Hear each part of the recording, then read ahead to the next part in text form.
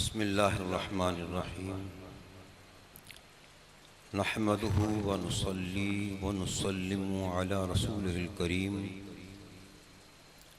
اما بعد فاعوذ باللہ من الشیطان الرجیم بسم اللہ الرحمن الرحیم یا ایہا الذین آمنوا باللہ ورسولہ صدق اللہ العلی العظیم وبلغنا رسولہ النبی الکریم الامین ونحن علی ذلک من الشاہدین والشاکرین والحمد للہ رب العالمین وقد قال اللہ تبارک وتعالی فی شان حبیبہ الکریم مخبرا وآمرا ان اللہ وملائکتہ یصلون علی النبی یا ایہا الذین آمنوا صلوا علیہ وسلموا تسلیما۔ مجھے امید قوی ہے کہ اس شہر حیدرآباد میں ہی نہیں بلکہ پوری روئے زمین پر کہیں بھی ابھی تک درود پاک پڑھنے پر پابندی نہیں لگی۔ ہم آیت درود پڑھتے ہیں تو ہمیں یہ تعلیم دی جاتی ہے کہ اے ایمان والو تم اپنے نبی پر درود و سلام پڑھو، حکم مل رہا ہے۔ اور ہماری آوازیں، ہماری زبانیں خاموش ہیں۔ بلند آواز درود شریف پڑھیے، بلند آواز سے۔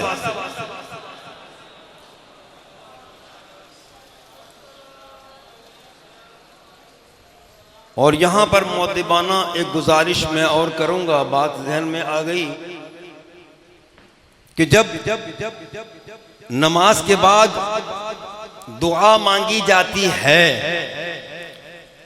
تو بالخصوص ہم سنی مسلک بریلوی سے تعلق رکھنے والوں کا یہ منشور، یہ طریقہ، یہ عمل ہونا چاہیے کہ جب امام آیت درود پڑھے تو ہماری آواز اتنی ہو کہ ہماری زبان سے آواز نکل کر تیسرے آدمی تک آواز پہنچ جائے، ورنہ اگر ہم ایسا نہیں کرتے ہیں تو گویا ہم قرآن مجید کی اس آیت درود جو ہمارے ایمان کا حصہ ہے اس پر عمل نہیں کر رہے۔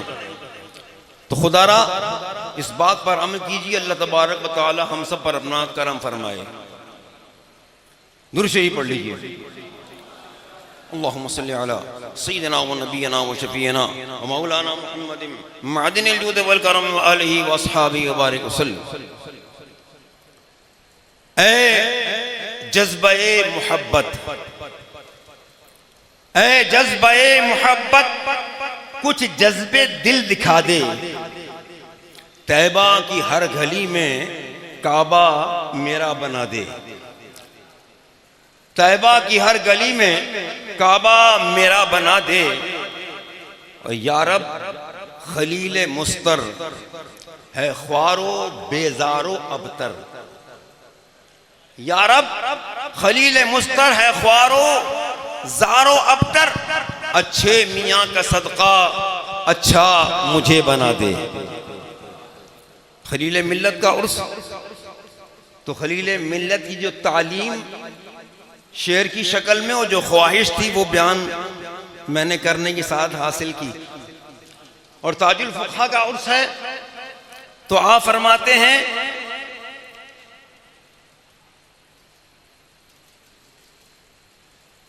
کون کہتا ہے میں دنیا سے بے سر و سامان گیا،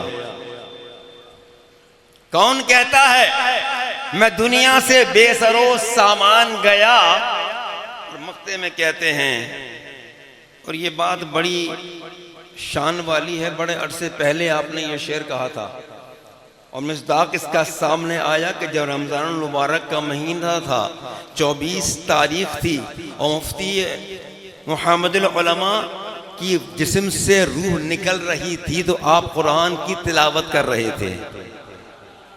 قبر میں لے کے تیری دید کا ارمان گیا، کون کہتا ہے کہ میں دنیا سے بے سروز سامان گیا؟ اور وقت نزا رخ مولا تھا پیش نظر حافظ، کہ دنیا سے میں پڑھتا ہوا قرآن گیا۔ اللہ اکبر،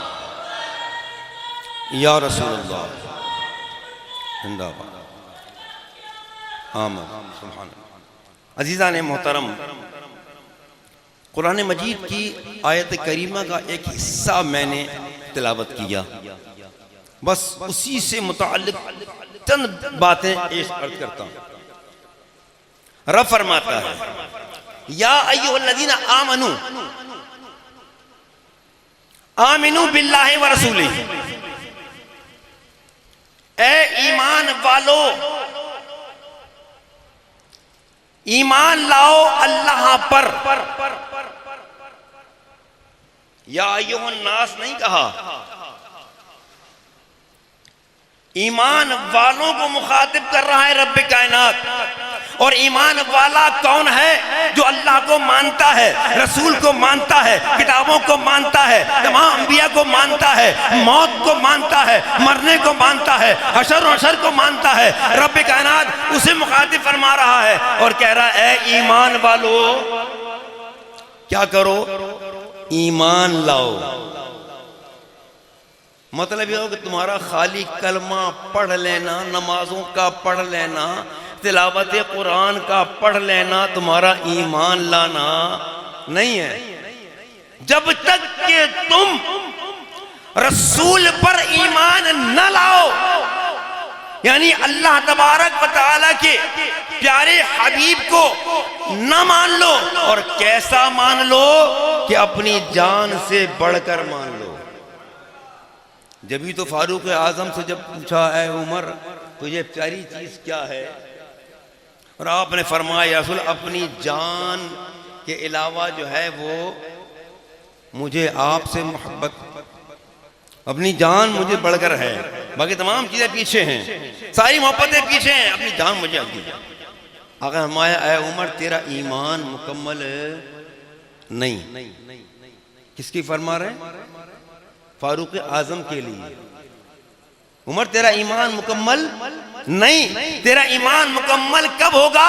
کہ جب تو اپنے دل میں میری محبت کو پیدا کر لے۔ تو حضرات گرامی قدر، ہم نے دیکھا انبیاء علیہ السلام دنیا میں آئے، اللہ کا پیغام پہنچایا، اللہ کے پیغام کے ساتھ یہ پیغام دیا کہ جب تک تم نبی پر ایمان نہیں لاؤ گے، نبی کو سچا نہیں مانو گے، نبی کو اپنی جان سے بڑھ کر نہیں مانو گے، اس وقت تک تمہارا ایمان کامل ہو نہیں سکتا۔ تو ہر نبی کا پیغام یہی تھا، ہر صحابی کا پیغام یہی تھا، تابعی کا پیغام یہی تھا، تبع تابعی کا پیغام یہی تھا، اولیاء کا پیغام بھی یہی تھا، اور یہی پیغام خلیل ملت نے دیا، یہی پیغام تاج الفقہاء نے دیا، اور یہی پیغام انشاءاللہ تبارک و تعالی آنے والے ان کے جانشین بھی دیتے رہیں گے بحمدللہ تبارک و تعالی۔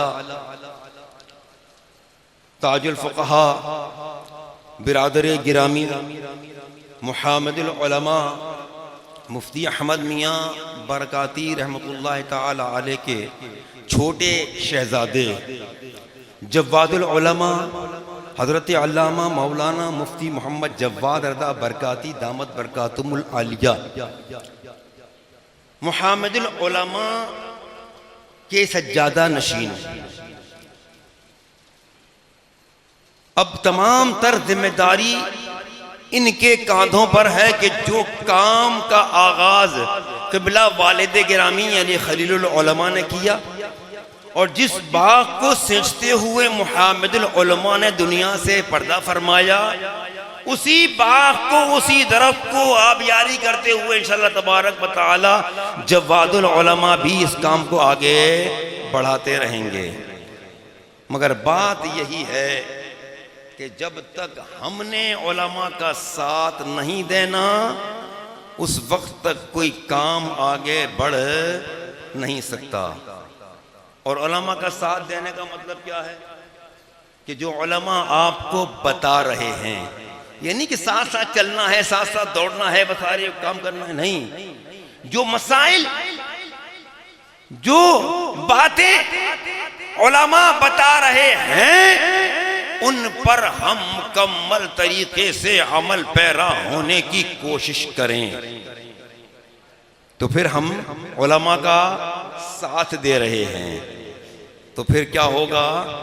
بروز محشر جب حساب کتاب ہو رہا ہوگا تو علماء کی بارگاہ کے اندر لوگ حاضر ہوں گے. حضور میں فلاں وقت آیا تھا آپ کے پاس، میں نے آپ کو پانی پیش کیا تھا. حضور آپ فلاں مقام پر تشریف لا رہے تھے، میں نے آپ کے سامنے جوتے آپ کے سیدھے کر کے رکھے تھے. حضور میں نے آپ کے ہاتھوں کو بوسہ دیا تھا. حضور میں نے آپ کا یہ کام کیا تھا. اللہ تعالیٰ فرمائے گا اے علم کے جاننے والے، باعمل عامل، باعمل عالم، دیکھ جن کو جانتا ہے ان کو ساتھ اپنے جنت میں لے جا. تو انشاءاللہ تبارک و تعالی، کیونکہ ہمارے ہاتھوں میں دامن ہے خلیل العلماء کا، ہمارے ہاتھوں میں دامن ہے محمد العلماء کا، ہمارے ہاتھوں میں دامن ہے امام اہل سنت الشاہ امام احمد رضا خان کا، ہمارے ہاتھوں میں دامن ہے شہزادہ اعلیٰ حضرت مفتی اعظم عالم اسلام مفتی محمد مصطفیٰ رضا خان اللہ تعالیٰ علیہ کا. تو انشاءاللہ تبارک و تعالی ہم اور آپ کامیاب و کامران ہو جائیں گے. دعا کیجئے کہ اللہ تبارک و تعالی ہم سب کو صحیح معنوں میں ایمان والا بننے کی توفیق عطا فرمائے. وما علینا الا البلاغ المبین.